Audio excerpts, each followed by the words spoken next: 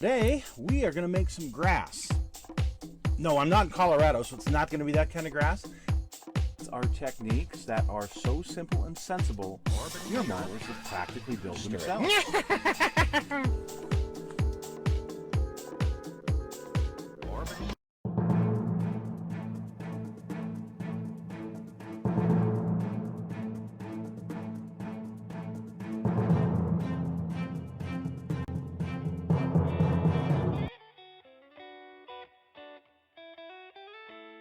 Hello folks, whoa, I just got bonked. It's Mad Dog Merv and I am here in the doghouse. Welcome to the Kit Hoarder Stash.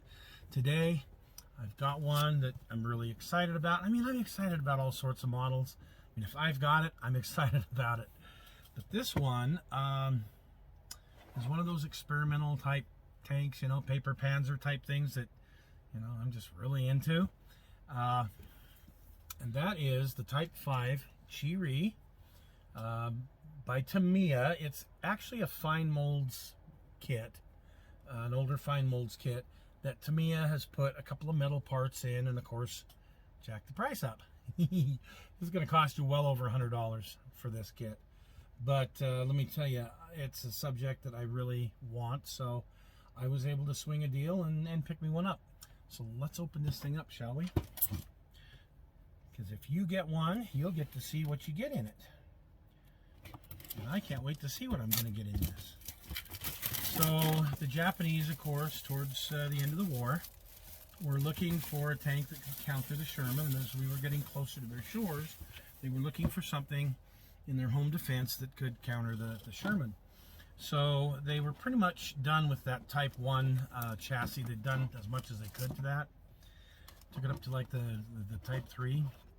Anyway, they got the Type 4 and developed a chassis. It had 7 wheels that was very similar to this. I want to say it was like a 35 ton tank. Not the expert, but you know, somewhere in that neck of the woods. Anyway, and a couple of those were found that they had actually built and started to put together and, you know, whatnot before you know, the end of the war came. This was one, from what I understand, the Type 5 was one that was going to replace that. It was going to be a little bit heavier. I think we were looking at 45 tons about, and definitely comparable to what the Sherman would have been, but too little, too late kind of thing. So no real box art on that because it's the Tamiya reboxing, so it's very simple, which I'm fine with. I don't need a lot of box art. Just a plain white box is fine with me. Okay, let's open this baby up. We've got, first off, some grills and some clear parts, periscopes and whatnot, and some decals. We have the turret. Very nice molding. It looks like rolled steel. I mean, it does. It looks like rolled steel.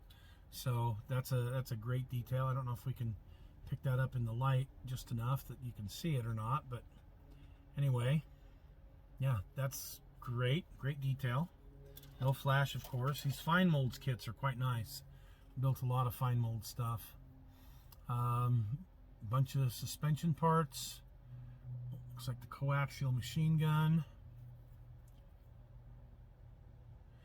And as I recall, this was going to mount a 75mm gun or 76mm gun. 76? I can't remember. I think it was a 76.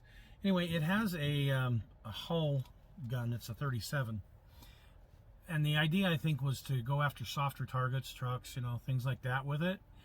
And leave the main gun available for, you know, tanks, things such as that. But anyway, that was just one of those, you put 2 guns in a tank.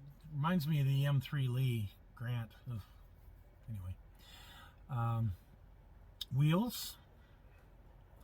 Your boogies. So this is the same tree as the one before. There's exhaust on it. I'm exhausted. Oh, here's the hull and the gun. The gun barrel. Metal gun barrel. Wow.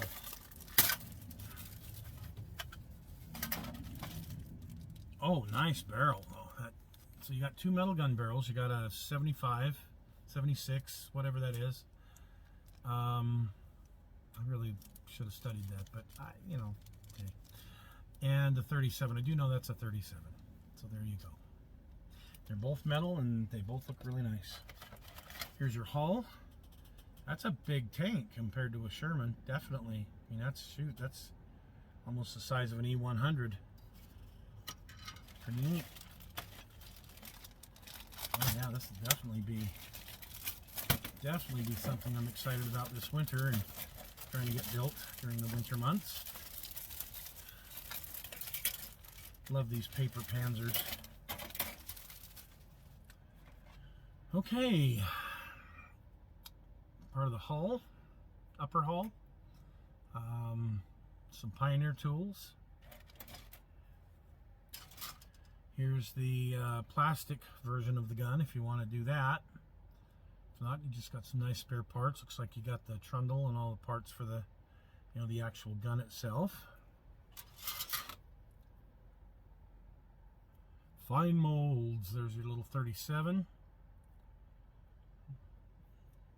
Parts for that. Part of the gun. And the hull. Upper hull.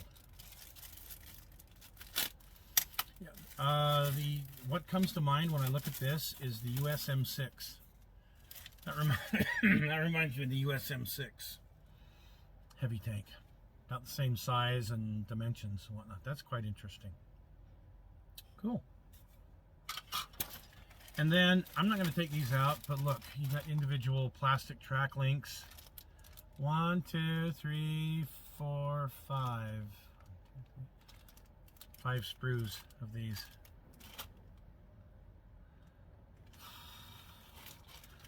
It's just the redundancy of building 1,000 track links, you know, that just doesn't appeal to me, but it's what I'll be doing, so there you go.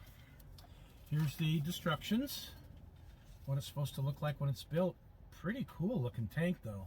I think better looking than the M6, that's for dang sure. Here's your destructions in Japanese, and it's the fine mold instructions. Starting out with holes you gotta open, wheels you gotta build, lower hull stuff, suspension. Holy cow, that's quite the book. Wheels, the hull gun, engine, that's interesting. Got an engine to build in it. Hatches, lower hull, upper hull stuff, coaxial gun, rear exhaust. Yeah, quite a few pieces to the exhaust, that's interesting. And then the 1,000 tracks, putting on the Pioneer tools and details. Assembling the main gun. Continue to assemble the main gun. The whole machine guns. Getting the turret put together, which looks pretty simple. And step 27, finishing it off by putting it together. So there. And then a couple of different ideas on how you could paint it. Olive drab or khaki. Of course, I'm going to do something like the others, the multi-camouflage, you know, like this. I really like this multi-camouflage that the Japanese had. Kind of an olive green, a khaki, and a black. So yeah, we're gonna do that to it. So there you go. Not terribly extensive, but there is definitely a lot to it. This is not going to be necessarily a quick build by any stretch of the imagination. Just those tracks are going to take some time. But with all of that said, it looks like it's going to be a fun thing once it's done. I can't wait to get to the point where I have to paint it and I get to paint it. So yeah, this is definitely going to be a winter project for me. But it'll be a great part of my Japanese tank collection. So there you go. The Type 5 Chi-Ri. Thanks for joining us today, folks, and we'll see you next week.